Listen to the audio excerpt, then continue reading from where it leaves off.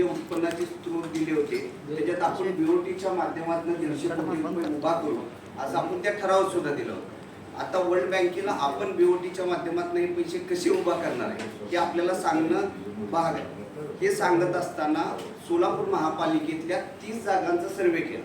हा सर्वे कधी झाला, हे प्रशासनाकडनं यायच्या ह्या ज्या जागा प्रशासनाने पाठवल्या त्याच्यानंतर 30 जागांचा सर्वे झाला। त्या 30 जागांचा सर्वे झाल्यानंतर KPMG आपल्याकडे हे सगळं सर्वे करते। हे सर्वे करत असताना त्यांनी ह्या सगळ्या जागांची आरक्षण, तिथली लोकेशन, हे आरक्षण विकसित करण्याचा प्रकार, त्याच्यात अकोमोडेशन करून आपल्याला किती विकसित करता येतं या सगळ्या गोष्टींचा विचार केला। याच्यातल्या ज्या 7 जागा आहेत याच्यातला आपण ह्या 2च जागा का निवडतोय तर याच्यातलं त्यांनी स्कोरिंग केलं। म्हणजे लोकेशन असेल त्याला 25% दिलं असेल, तिथलं मार्केटचं हे असेल त्याला 25%, रेड इलेक्ट्रॉनला 25%, असे वेगवेगळे हे करून आता ह्या ज्या 2 जागा गेल्या त्याच्या जवळपास 90% पुढं स्कोरिंग आपलं येतं। म्हणून आपण ह्या 2 जागा केल्या आणि शासनाकडनं ही KPMG जी कंपनी आहे असं महाराष्ट्र शासनाच्या वतीने 10 महापालिकेत वेगवेगळ्या ठिकाणी विकसित करतात। त्याच्यात ते आपल्याकडे आणि आपल्याकडे एकच ते डेव्हलप करून देणार आणि सुरुवातीपासून म्हणजे टेंडर कसं असावं, टेंडरचे नियम काय असावेत आणि ती बीओटी पूर्ण होण्यापर्यंत सगळी जबाबदारी ते घेणार आहे। आणि बीओटीचा आपण जो हे तयार करणार आहे याला मान्यता युडीची घ्यायची।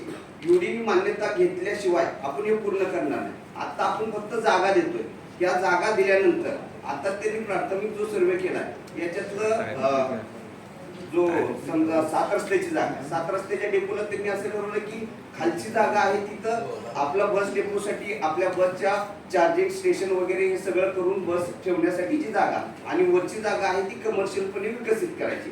हे विकसित करत असताना त्यांनी काय काय धरलं याच्यात की वर विकसित करत असताना त्याचं किती कॉन्ट्रीब्युशन असणार आहे, त्याला किती पैसे याच्यात घालावे लागतील, ते पैसे घालत असताना बँकेचे किती घालल, स्वतःचे किती घालल, त्याच्यावर त्याला किती पैसे मिळतील आणि आपल्याला किती पैसे मिळायला पाहिजे याचा ताळमेळ घालून आपण 66 कोटी मिनिमम प्राइस, 66 कोटीच्या वर आपल्याला पैसे मिळाले पाहिजे। आणि हे पैसे मिळत असताना 2 वर्षात आपल्याला 66 कोटी रुपये त्यांनी द्यावेत आणि 3 वर्षात प्रोजेक्ट पूर्ण करावा। 3 वर्षानंतर आपल्याला ह्या सगळ्या जागेचा टॅक्स सुद्धा चालू होईल, जे कमर्शियल झालंय त्याचा टॅक्स चालू होईल आणि ह्या 2 वर्षात आपल्याला 66 कोटी रुपये मिळतील। याच्यामुळे आपण ही जागा सिलेक्ट केली।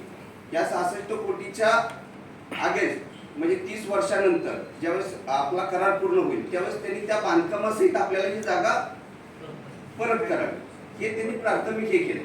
आता आपण ज्यावेळेस जागा फायनल करून देईल त्यावेळेस डिटेल प्रोजेक्ट तयार करून याचा परत त्यांनी आपल्याला मसुदा तयार करून देतील, त्याला युडीची मान्यता घेतली जाईल आणि ही कंपनी पूर्णपणे एक जो प्रोजेक्ट आहे ह्याला कुठलेही कन्सल्टंट म्हणून फी घेणार नाही, ते सगळं शासनच करणार आहे। त्याची फी वगैरे असेल ते शासन देणार आहे, आपण द्यायची गरज नाही। फक्त आपण त्यांना काय विनंती करतोय की एकच्या ऐवजी आपल्या 2 जागा त्यांनी पायलट प्रोजेक्ट म्हणून 2 जागा घ्याव्या। बाकीच्या महापालिकेत एकच घेतली तर आपण 2 जागांचा प्रस्ताव करून देतोय, त्याच्यातले आता 1 घेतील का 2 घेतील अजून माहित नाही। आणि ह्या ज्या 7 जागा आहेत ह्या 7 जागातल्या उर्वरित 5 जागांचं स्कोरिंग हे कमी आहे, कारण आता भवानी पेठेतल्या जागेवर खेळाचं आरक्षण, तिथं खेळासाठीच आपल्याला विकसित करावं लागतं आणि ते विकसित केल्यानंतर तेवढ्या ह्याच्यात आपल्याला उत्पन्नही मिळत नाही आणि तिथं स्पोर्ट्स कॉम्प्लेक्स म्हणूनच विकसित करावं लागतं। म्हणून ते आपल्या ह्याच्यासाठी म्हणजे आता पाणी पुरवठ्यासाठी जे पैसे लागतात त्याच्यासाठी ती उपयोगाचे नाही। असं जे स्कोरिंग काढलंय त्याच्यानुसार आपण फक्त 2च जागा निवडल्यात आणि 2 जागा घेतोय।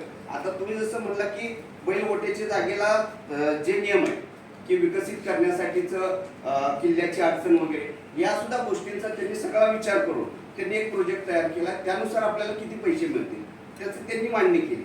ही मांडणी करत असताना आपण प्लॅन आपण देणार नाहीये बीओटीचा। आजपर्यंत काय होतं की आपण बीओटीचा प्लॅन देत होतो, आपण यावेळेस काय करतोय की ही आमची जागा आहे, आम्हाला ह्याच्यातनं एवढं उत्पन्न अपेक्षित आहे, याच्यावर विकसित करत असताना याच्यावर काय विकसित करावं हे आपण ठरवून द्यावं। म्हणजे की कमर्शियल किती असावं, आरक्षणाचा भाग असेल तो किती असावा, हे सगळ्या अटी आपण घालून देऊन त्याचं टेंडर काढणार आणि त्यानुसार त्यांनी प्लॅन तयार करून हे करावं आणि आम्हाला मिनिमम 2 वर्षात एवढं उत्पन्न मिळावं अशा पद्धतीचा आपण प्लॅन करतो. आता याच्यातल्या 30 जागांचा आपण तसा प्लॅन केला.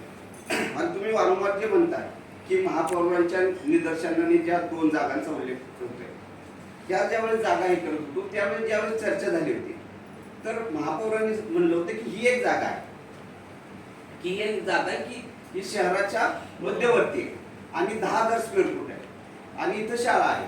तर शाळेच्या ह्याच्यात मुख्याची जागा ह्याला काही विकसित करता येईल का, ह्याच्यात ते आलं नाही. म्हणजे त्या KPMG कडे हे दिलं नव्हतं कारण हे नंतरच्या चर्चेत आलेला विषय होता की ह्याचाही विचार करत असताना तुम्ही जसं म्हणला की क्रोमाची बिल्डिंग आहे तिथं शाळेचं आरक्षण असलेलं ते विकसित केलं.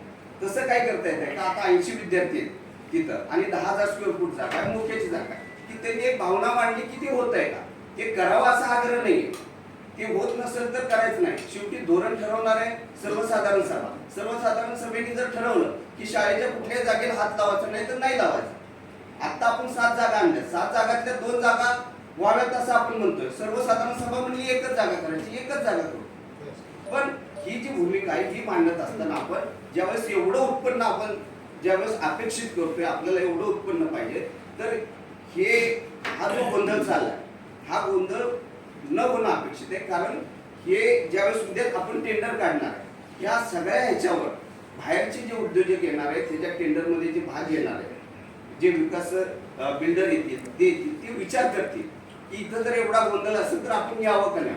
आणि जोपर्यंत बाहेरचे बिल्डर येणार नाही तोपर्यंत आपला रेट वाढणार नाही आणि तोपर्यंत आपल्याला उत्पन्नाचं वाढ होणार नाही.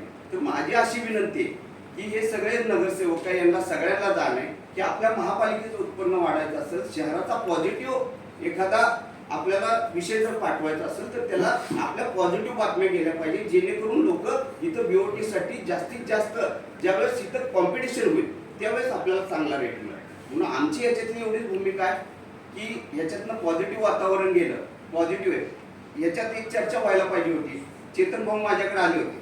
चेतन भाऊंनी मला हा विषय सांगितला, आपण सगळेजण होता. मी त्यावेळेस पण त्यांना सांगितलं होतं की चुकीचं कुठल्याही पद्धतीने होणार नाही. आरक्षण जे असेल ते आरक्षण सोडून विकसित होणार नाही हे त्यावेळेस सुद्धा सांगितलं.